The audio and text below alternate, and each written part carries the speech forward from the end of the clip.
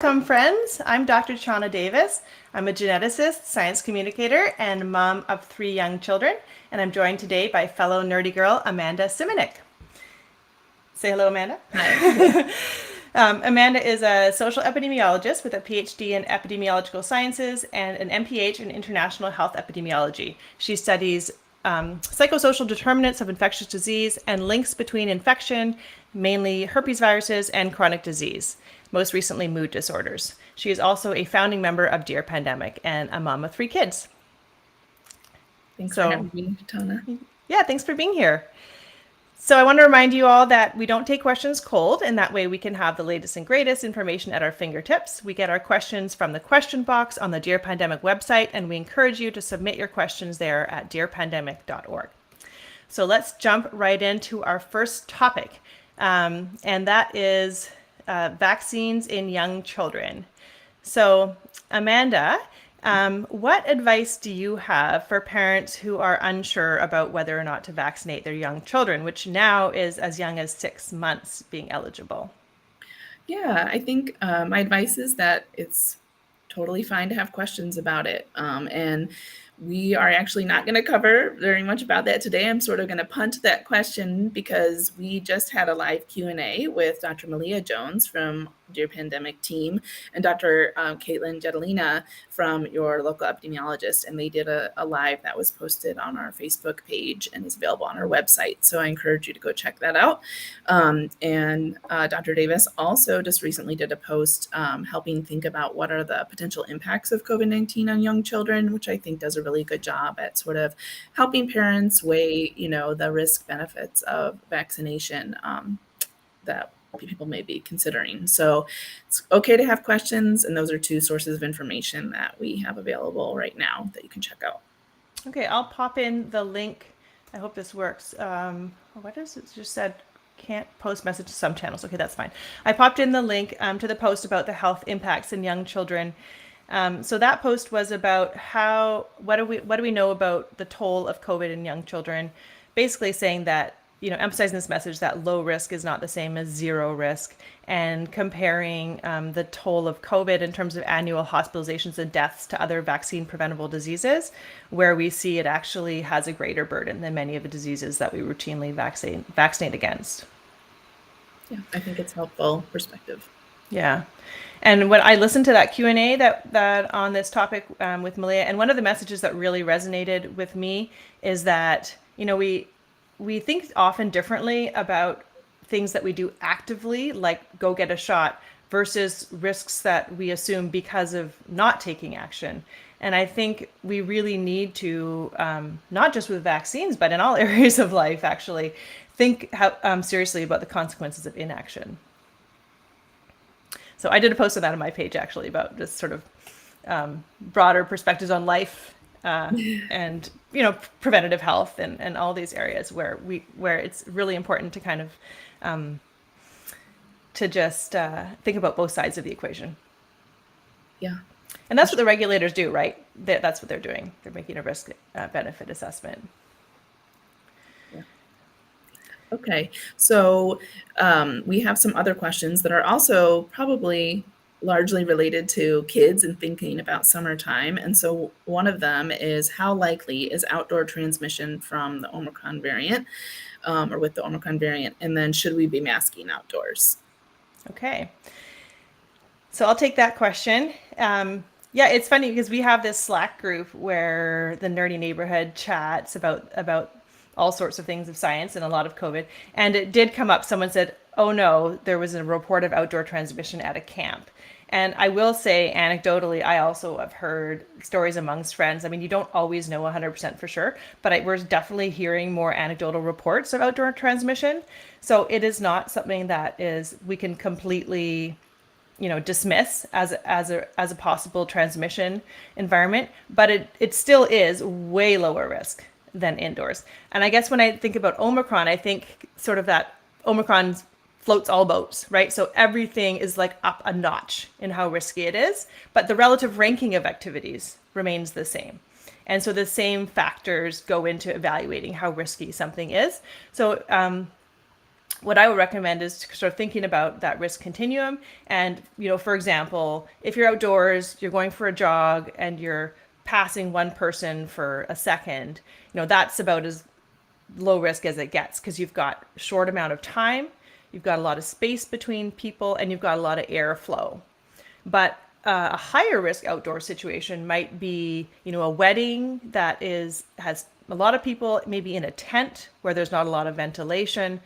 And so you've got more people, more density of people. You're sharing more air because the air is not circulating. And duration of exposure is a huge factor. So are you sitting next to someone for 2 minutes, or are you sitting next to the same person for an hour?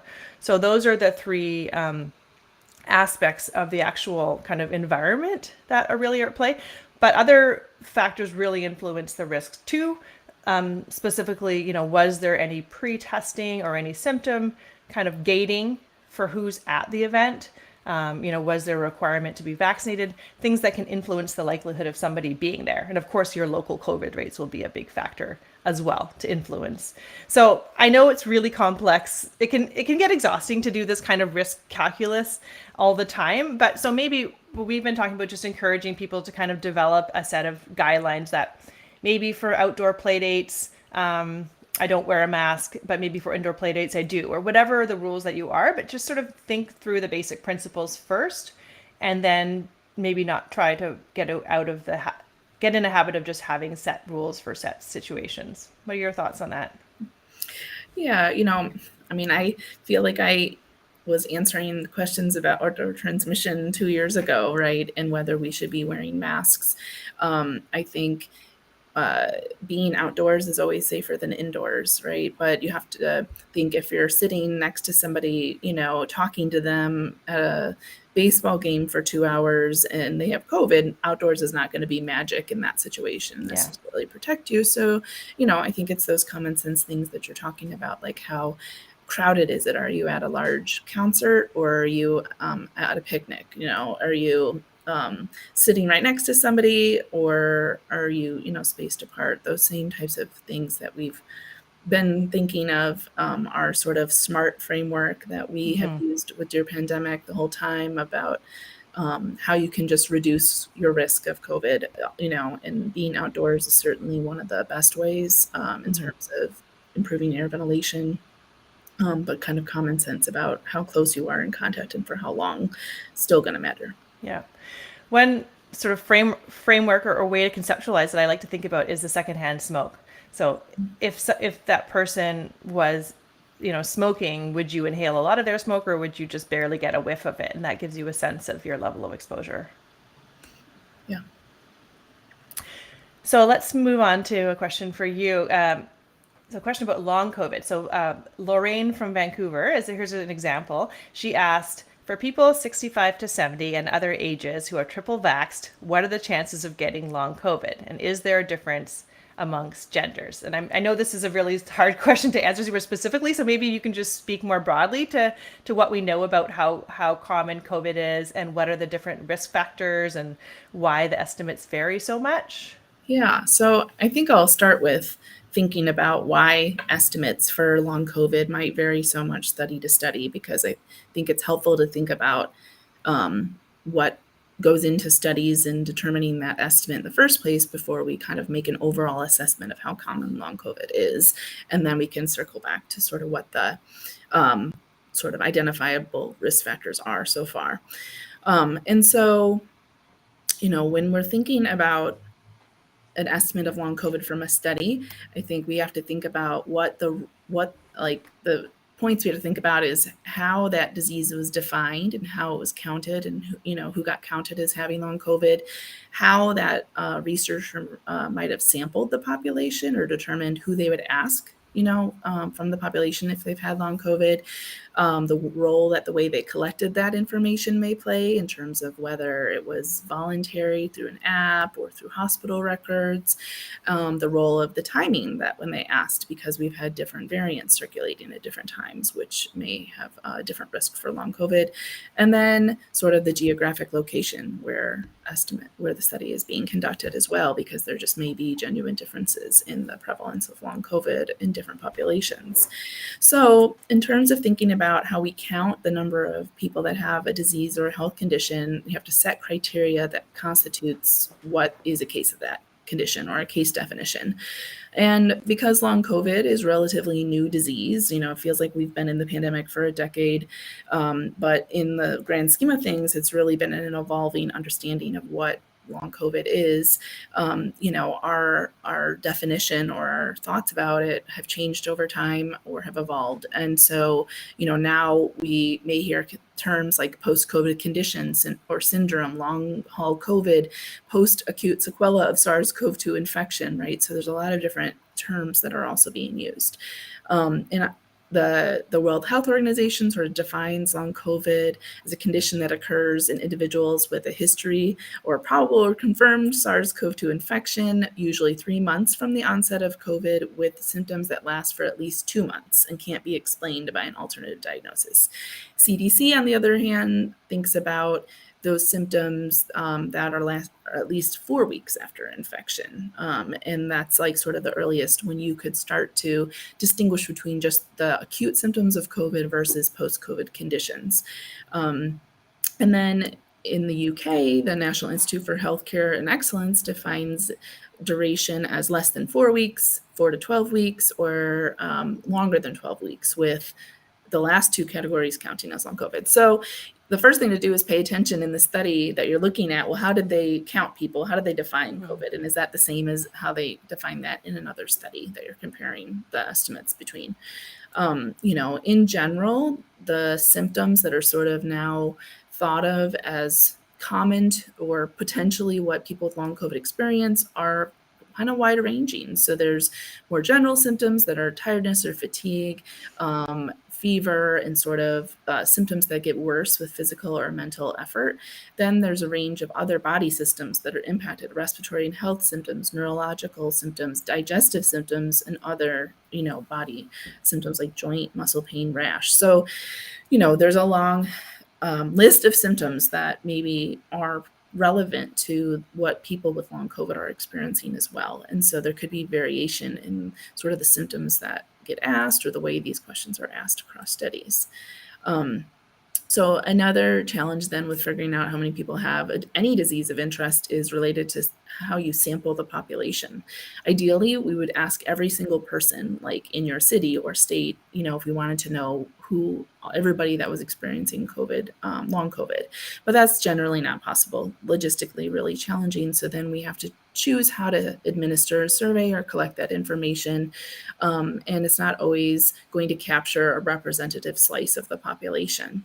And so, we also think about who participates in studies as well. So there's, if a study is based off of a convenient sample of people that say, yes, I want to, know about long COVID, or I had long COVID, so please do ask me, that's totally different than sort of a sampling technique or asking people, who, regardless of maybe their interest in giving that information. And so then we also have to think about, as I started to mention, how information is collected. So are people using medical records to ascertain symptoms? Well, then that's really restricted to people who seek care for long COVID or for symptoms in general. Is it a app that people use on their smartphone to report symptoms? Well, that may be limited to people who use smartphones or who want to participate in those types of surveys, right? So I think paying attention to these ways that we collect data and who's included in the study can give some clue as to whether the people who ended up included might tend to be more likely to have had COVID or to have long COVID versus not. And then the time frame when the study was conducted in the cases were, detected matters too. I just posted recently on Dear Pandemic about how the risk of long COVID may differ by variant. And so maybe, Chana, you'll put that. Yeah, I can put that link in. Chat.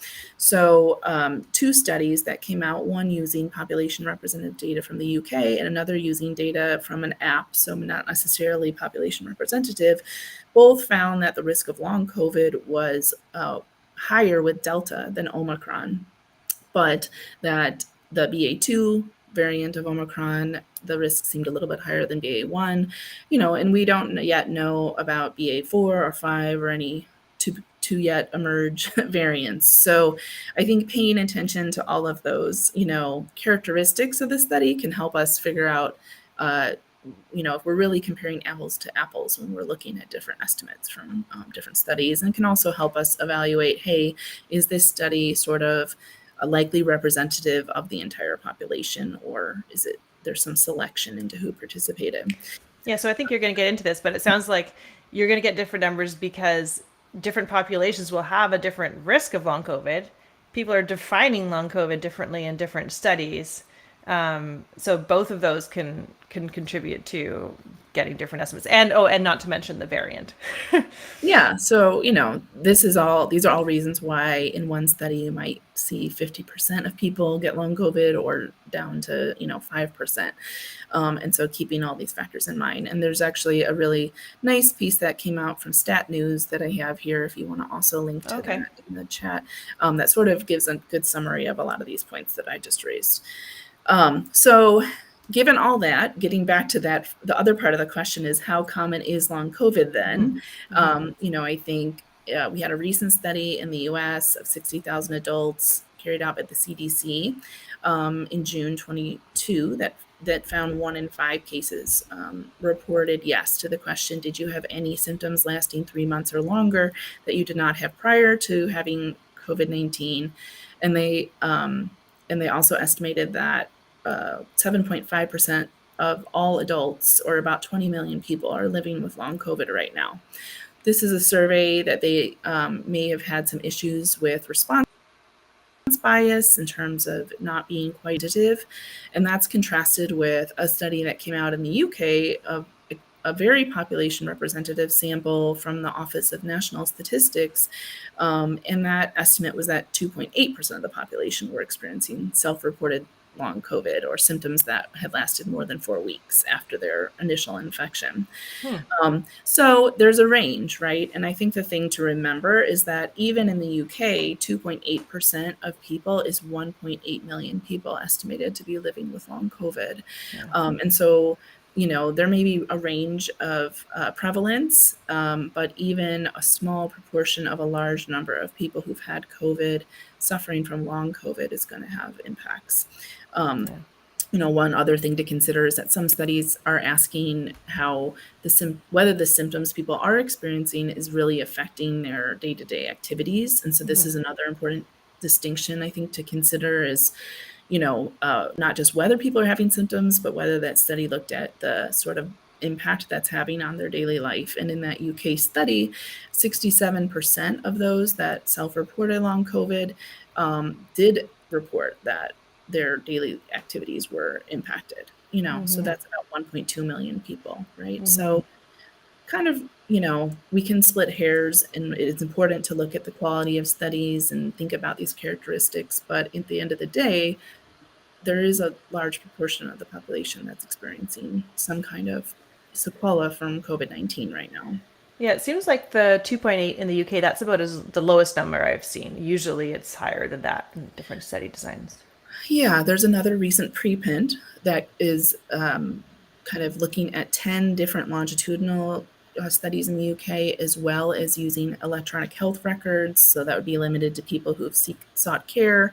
And those estimates are a little bit more in between, about 14 to 18% of people experiencing symptoms after 4 to 12 weeks, and 17% after 12 weeks. So another way we can kind of manage these disparate estimates is to perform a meta-analysis, or to think about, looking at multiple studies and sort of making a pooled estimate, or one that accounts for these differences in study design.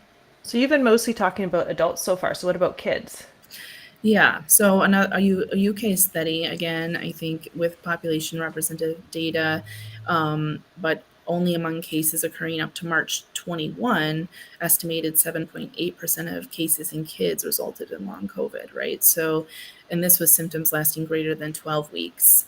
But again, this is in the almost pre-Delta surge, actually, right? So again, it's taking into context, okay, this is one estimate during one period of time in one population, but a strength here being that it's a population-based sample.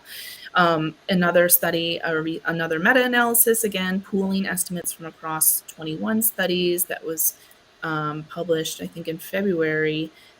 So during the Deltas, but before Omicron surge in some places, or at the beginning, and this was just among European populations, they found a prevalence of 25%, right? Wow. So I think, I'm not going into all of the caveats of these studies, but hopefully if our readers are looking at studies, they can take into some of consideration of some of these points before they think, oh my gosh, 50% of people, versus 2%, and feel that which could be true, and I think bottom line, we're still studying this question, Yeah. and studies will be ongoing to understand the true burden of it. Yeah. And then back to where we started with the vaccine risks versus benefits. There's a lot of people that worry about the unknown risk of vaccines, but there's still a lot of, we're unraveling the unknown risks of the virus, right? Yes, I would agree. And as I try to remain as objective as possible as someone who studies other viruses and their impact on chronic disease. But it's something to consider. Yeah, I was chatting with another one of the Psy moms about this, and that she's anticipating that this an upside of this whole long COVID will just be attention and awareness, increased awareness of that other viruses also have long-term ramifications. This is not unique to COVID. Definitely not unique to Yeah. COVID. Yeah. So the other part of this question was, what are risk factors for long COVID then? There's some variability in the proportion of people who have COVID that end up with long COVID, but some of the risk factors that are listed on the CDC website are those that experience more severe illness in the first place, seem to be at higher risk, and if you've been hospitalized or need to go to intensive care, people who have some underlying health conditions that they had prior to COVID-19, there does seem to be protection of the vaccine against long COVID. So people who have never been vaccinated are at higher risk. And then if you had something like multi-inflammatory syndrome during your COVID-19 illness, another sort of severe manifestation of COVID-19, that's an increased risk. The study that was done in the US that found that 1 in 5 people have long COVID, that found that women are more likely than men to experience long COVID. There's some race, ethnic inequities in terms of Hispanic adults showing up as having a longer or higher risk of long COVID than non-Hispanic white individuals or those who identify as Black. And then there was, some studies have found older age to be associated with long COVID, but then this study actually found that middle adulthood age groups were at higher risk than those that were older. So, I think we are trying to, figure out what those risk factors are. And, sadly, one takeaway is that having mild illness is not necessarily a guarantee. While severe illness is a risk factor, it doesn't mean that mild illness is a guarantee against long COVID. Yeah. Yeah, it's a wild card, right? Feels that way. Yeah. Yeah. And then, did you want me to take this next? Yeah. I've seen a couple interesting stories or news reports and scientific articles about the cause of long COVID. So if you just could take a minute to shed light on, how can a virus, that a respiratory virus have such, broad potential consequences over the long term. So what are some of the theories? Yeah, so there are a few theories about why long COVID is occurring. One is related to the damage it causes to cells and tissues that control blood flow. And so it may have an impact on the body's tendency for blood to clot and cause sort of microclots long after the initial illness. And that may prevent, adequate oxygen from reaching tissues and organs of the body and have other impacts. Another theory is related to persistence of the virus or viral fragments that sort of linger in different tissues or organs of the body and cause the body to to sort of have a prolonged immune response to those to that virus. So it's essentially kind of not getting cleared from the body, and both of those are related to this other theory of prolonged activation of the immune system, which may mean chronic inflammation or just sort of your immune cells responding to the virus and causing localized inflammation in places where the virus has a reservoir somehow. So maybe in the brain or, in the gut. And so, people are studying this, and, a lot of these mechanisms are, again, not unique to COVID, but this virus, SARS-CoV-2, is acting in ways that we have seen, other links between infectious and chronic disease play out. So, I think as time goes on, we will be learning more about why this is happening. Yeah. I'm going to drop a link to that, to one of the good articles on that from Science. I think we have time for one more question. Yes. Okay. So on a different topic, people are asking, when is the best time to get a COVID test? And Judith from Madison, Wisconsin said, I had a PCR test done the day I started having symptoms. It was negative. 3 days later, I had another PCR test done. It was positive. And I think this is, a common question we're getting, especially in relation to which variant is circulating at the time, or sort of whether you're vaccinated. So what information can you tell us, Chana, about when to get tested? Yeah. Well, no matter which variant is circulating, the virus always goes through the same basic process. It enters your body, and then it takes a while. It's sort of at low levels, takes a while to replicate. And once it kind of gets hold in your body and kind of wins that tug of war with your immune system, it shoots through the roof, and your virus levels get really high. They stay high for a little bit, and then they start to slowly plateau, slowly taper off. And so that curve looks very similar for every variant, but the timing can shift a little bit. And what we're learning with Omicron is that actually there's also a shift in where the virus, because that curve is happening, that the viral level might not be the same in your lungs as it is in your nose. So when we're talking about rapid tests or often PCR, you need to keep in mind that you're actually just sampling your nose, but there's disease happening elsewhere in your body. And so it does seem with Omicron that tests are often taking a little bit longer to turn positive. So prior to Omicron, we often saw that right when symptoms set in was a really good time to test, and you had good chance of catching it either with PCR or with rapid tests. But with Omicron, it seems like the biology has changed a little bit, and maybe it just takes a while for the virus to get into your nose. And some of that may also be that, especially in vaccinated people, your immune system might give you a signal earlier, sort of like an early warning signal. So you're getting symptoms, but that's mostly a function of immune system activation. And then it might take a few days after that before you have enough in your nose to pick up. So the tests actually still work really well with Omicron. Like if you just take a rapid test in a lab and throw some Omicron at it, it can still pick it up really well. But the test can't work if the virus isn't actually in your nose, right? And so we just have to bear in mind that the timing has shifted a little bit with Omicron.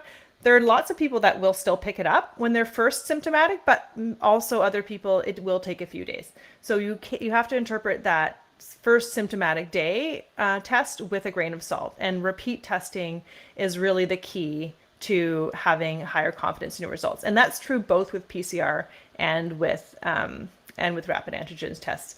The story of this person is not unusual, that they went for a PCR, which is viewed as the gold standard. But that's, again, it's not going to be positive if the virus hasn't really taken off in your nose yet. Well, and I think the takeaway is if you have symptoms, act with caution to assume it could be COVID regardless of your test being negative, and then test again in a few days, right? Yeah, exactly. So that's with symptoms. And if you've been exposed, the peak of the virus is usually 3 to 5 days after exposure. So if you have more than one test, it's worth testing on day 3. You might even pick it up on day 2, as that's what happened with my family. We got it around day 2. Day 2 to 3 is when we turned positive. But other people, it takes till day 5 after exposure. So if you only have one test, you might want to wait to minimize your chances of missing it. But if you have more than one test, you can test as early as day 2, 3, but then keep testing a few more days after that. And one more thing on timing is that if you're hosting a gathering, the best test is the one right before the event. So personally, I would much rather have a rapid test right before the event than a PCR 3 days before, because the virus might just not have had time to replicate, and who cares how good PCR is if it's not there yet. So keep that in mind if you're hosting gatherings.